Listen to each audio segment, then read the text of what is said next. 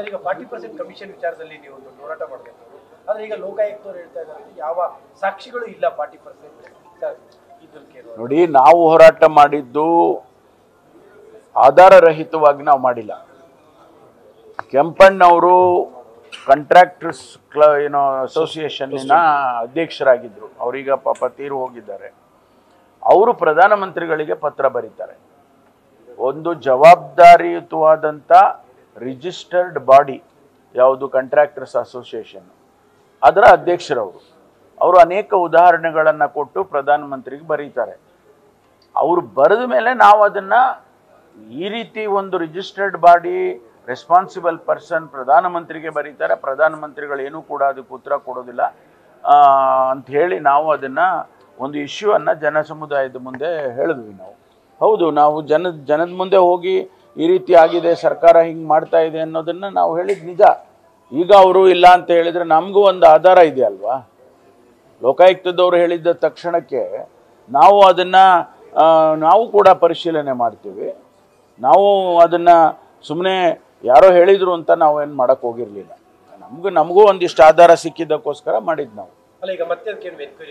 ಅದನ್ನು ನೋಡೋಣ. ನಾವು ಅವರೇನು ಯಾವ ದೃಷ್ಟಿಯಲ್ಲಿ ಅವರು ಏನೂ ನಡೆದಿಲ್ಲ ಅಂತ ಏನು ಹೇಳಿದಾರೋ ಗೊತ್ತಿಲ್ಲ. ನಾನು ಅದನ್ನ ರಿಪೋರ್ಟ್ ನೋಡಿಲ್ಲ, ವರದಿನೂ ನೋಡಿಲ್ಲ. ನಾನು ನೋಡಿದ ಮೇಲೆ ನಾವೆಲ್ಲ ಡಿಸ್ಕಸ್ ಮಾಡ್ತೀವಿ.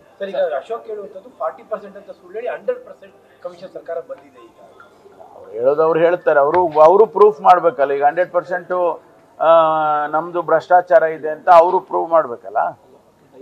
ಮಾಡಲಿ ಅವರು.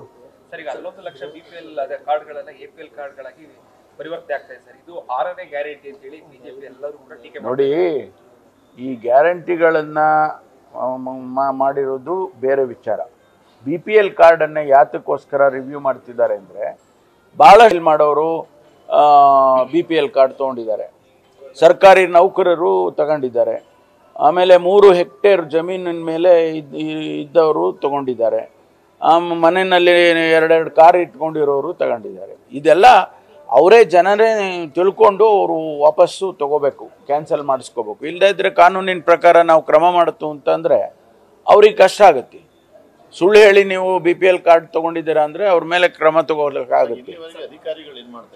ಅಲ್ಲ, ಅದನ್ನೇ ಅವರು ಹಿಂದೆ ಏನೋ ಮಾಡಿದ್ದಾರೆ ಗೊತ್ತಿಲ್ಲ ನನಗೆ ಯಾವ್ಯಾವ ಸಂದರ್ಭ. ಅದಕ್ಕೆ ನಾವು ಈಗ ಅದನ್ನು ಅವರ ಜಿಲ್ಲಾ ಹಂತದಲ್ಲೇ ಪರಿಶೀಲನೆ ಮಾಡಿದ್ದಾರೆ. ಅಲ್ಲ, ಹೊರೆ ಆಗಿದೆ ಅಂತೇಳಿ ನಮ್ಮ ಅಧ್ಯಕ್ಷರೇ ಹೇಳಿದಾರಲ್ಲ. ನಮ್ಮ ಪ್ರದೇಶ ಕಾಂಗ್ರೆಸ್ ಸಮಿತಿಯ ಅಧ್ಯಕ್ಷರು ಚುನಾವಣೆ ಆದಮೇಲೆ ಆ ಚುನಾವಣೆಯಲ್ಲಿ ಅವರ ಹೇಳಿಕೆ ಸ್ವಲ್ಪ ನಮಗೆ ತೊಂದರೆ ಆಯಿತು ಅದರಿಂದ ಅಂತಲೂ ಕೂಡ ಅಧ್ಯಕ್ಷರೇ ಹೇಳಿದ್ದಾರೆ. ಅದಕ್ಕೆ ಒಂದು ನಮ್ಮಲ್ಲಿ ಡಿಸಿಪ್ಲಿನರಿ ಕಮಿಟಿ ಅಂತ ಇದೆ. ನಮ್ಮ ಇವರು ರೆಹಮಾನ್ ಖಾನ್ ಸಾಹೇಬರು ಅವರೇ ಅಧ್ಯಕ್ಷರಿದ್ದಾರೆ.